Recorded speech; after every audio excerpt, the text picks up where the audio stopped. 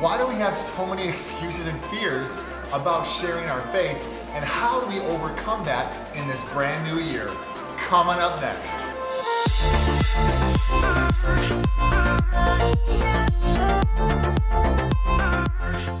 What's up, YouTube? Mark here. Hope you're having an amazing day. This channel is all about encouraging you to take that next step in your faith. And if this is your first time here, consider subscribing. With the start of the new year, many of us are starting new resolutions and goals. Who's excited?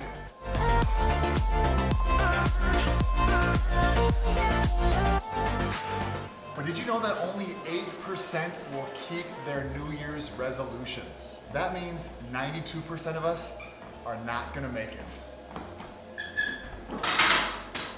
But I hope that you'll still make some professional, relational, and spiritual goals. If you're pursuing and following Jesus, I hope that one of your spiritual goals would be trying to share your faith more with the people that are in your life. Sharing our faith is actually one of Jesus' #1 commands. He said, "Go make disciples and be my witnesses." And so this is his final last words. We need to pay attention and we need to obey. This is super exciting and scary all in one. All of us who are following Jesus at one point have made excuses or been afraid to share our faith. Here is a list of the top 11 excuses and fears that most followers of Jesus have. Try and identify and own the ones that most apply to you. Number 1, I don't have time for my faith. And this is so true in our culture today. We are so busy, we're so overcommitted, and we just don't have the margin to reach out to people because we're running to the next thing.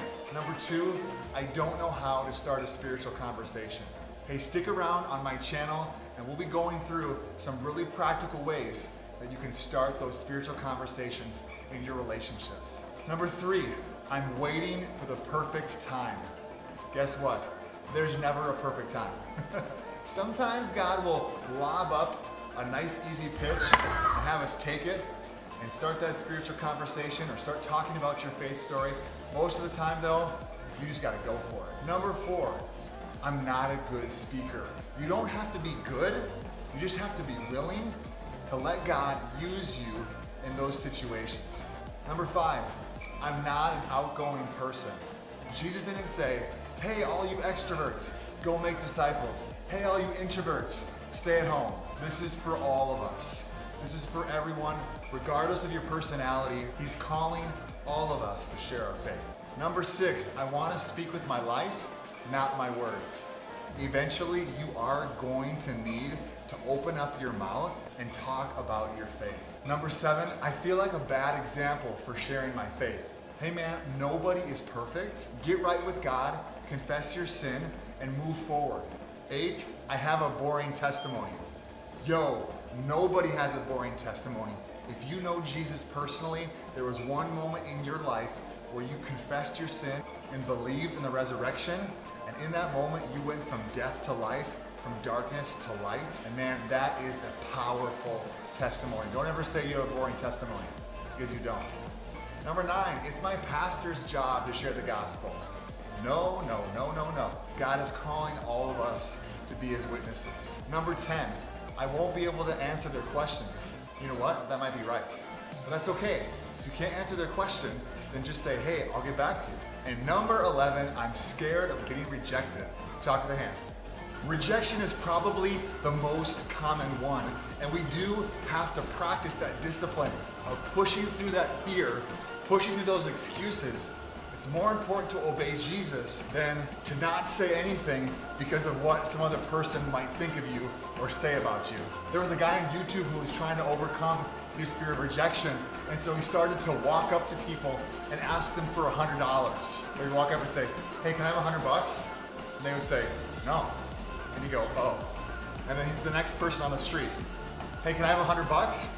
And they would say no. And he got rejected, 10, 20 times.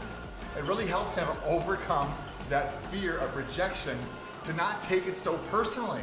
And no one ever gave him the $100. So the next time one of these excuses or fears comes up, I want you to think about 2 things. The first one is in Acts 1, 8 and 9.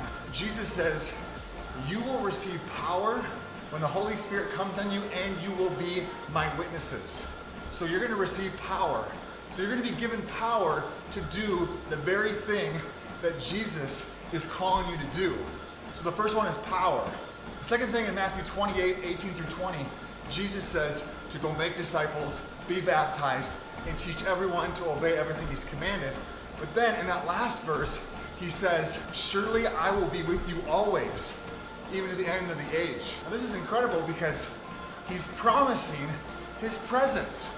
So the next time you're with someone and you're talking to someone, Jesus is right there with you. So you have two things. The next time excuses or fears come up, you have his power and you have his presence. You don't need anything else. You have everything you need to do everything that he's calling you to do. Question of the day. What are some of your New Year's resolutions? I'd love for you to write those down. You may give someone some ideas who are also in our YouTube community. Go ahead and put them in the comments below. You can also add your prayer requests, and I promise you will be prayed for this week. Hey, thanks for sticking around. Go ahead and subscribe, smash the like button, and hit the bell for notifications. Don't forget, you are loved, and we'll see you next week.